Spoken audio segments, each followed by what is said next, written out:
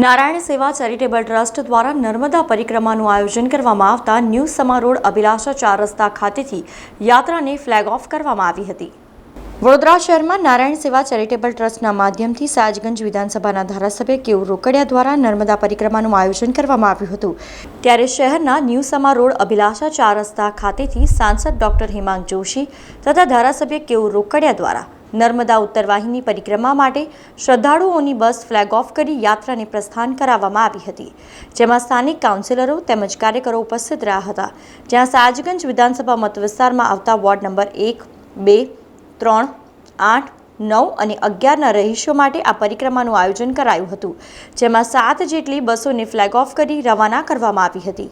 માં નર્મદાની પવિત્ર પરિક્રમા કે ઉત્તરવાહિની પરિક્રમા, આમ તો માં નર્મદાની પરિક્રમા એ 3000 કિલોમીટર લાંબી પરિક્રમા જે પૂર્ણ પરિક્રમા હોય છે, પરંતુ ચૈત્ર મહિનાની અંદર ઉત્તરવાહિની પરિક્રમા જો આપણે કરીએ તો એનું પણ પુણ્ય અનેરું હોય છે।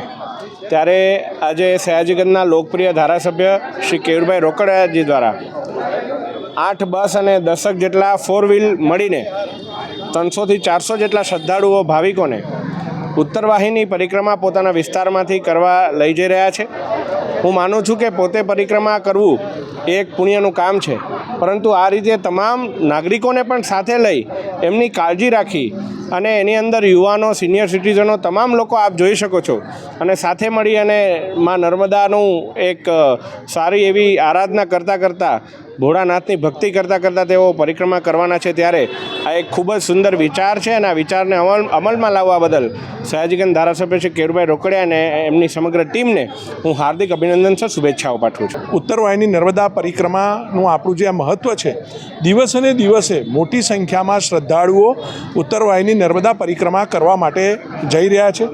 16 કિલોમીટરનો આ પરિક્રમાનો વિસ્તાર એ લોકોને ખૂબ આકર્ષિત કરી રહ્યો છે। એક ધાર્મિક આસ્થાનું એક મહત્ત્વનું પાસું બની છે અને સરકાર પણ, ગુજરાત સરકારે પણ આ વખતે ખૂબ સુંદર વ્યવસ્થા કરી છે।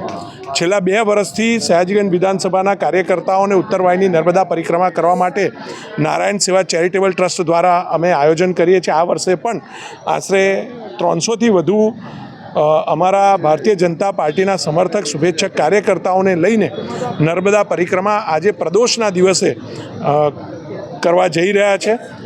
માં નર્મદા, માં રેવા સૌનું કલ્યાણ કરે અને સૌ પર પોતાના આશીર્વાદ રાખે એ નિમિત્તે આજે આયોજન કર્યું છે।